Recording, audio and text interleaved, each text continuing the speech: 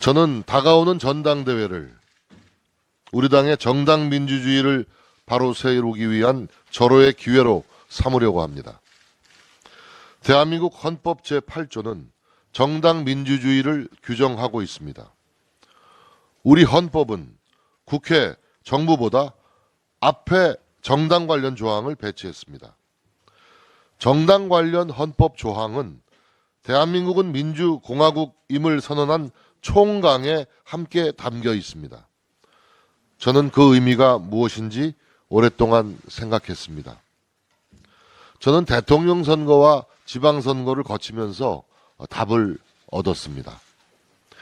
자유민주주의적 헌법 가치를 지키는 정치활동의 근간이 정당이기 때문에 헌법은 정당 민주주의를 머리글에 해당하는 총강에 담았습니다.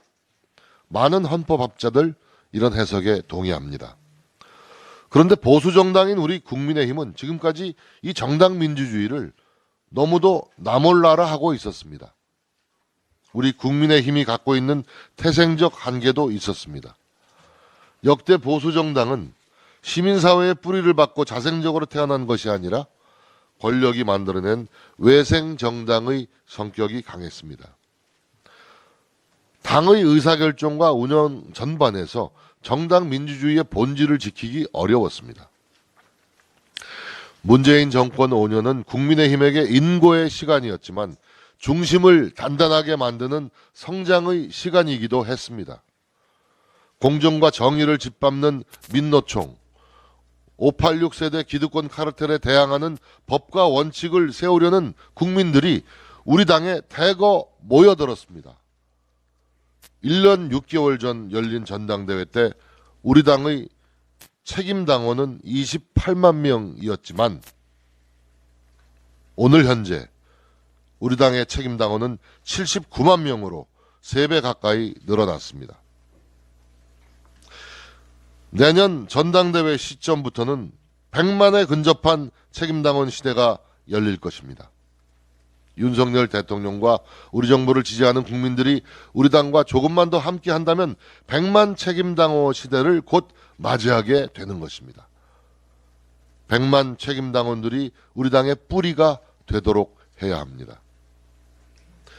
우리 당의 20대, 30대, 40대 당원은 전체의 약 33%입니다. 50대 이상 연령층이 책임당원의 절대 다수를 차지하던 과거와는 완전히 달라진 것입니다. 전체 인구 대비 같은 연령층의 비율이 약 41%인 점을 비교하더라도 큰 차이가 나지 않습니다. 누구에게 불리하고 누구에게는 유리한 당원 구성이 아닌 것입니다. 우리는 지금 유불리의 문제가 아니라 원칙의 문제를 고민하고 있습니다. 당의 진로는 당원들이 결정해야 합니다. 문재인 정부를 무너뜨리고 윤석열 정부를 탄생시킨 책임당원들에게 당의 미래와 방향을 결정할 지도부 선출을 맡기는 것은 당연한 일입니다. 이것이 대한민국 헌법이 정하고 있는 정당 민주주의의 가치입니다.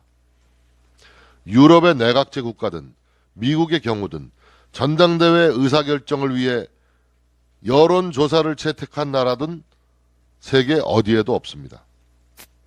전당대회는 당원의 총의를 묻는 자리이지 국민의 인기를 묻는 자리가 아니기 때문입니다. 당 대표를 뽑는 전당대회와 공직 후보자를 뽑는 전당대회는 성격이 같을 수 없다고 생각합니다. 비상대책위원회는 오늘부터 우리 당의 정당 민주주의를 확고하게 할 전당대회 개최 방안 논의를 시작하려고 합니다. 정당 민주주의의 원칙에 충실한 전당대회 룰 개정안을 만들겠습니다. 분명한 것은 이 논의가 정당 민주주의의 완성이 아니라 시작이라는 점입니다. 정당의 주인은 당원입니다. 국가 권력은 국민으로부터 나오듯이 당의 권력은 당원으로부터 나옵니다.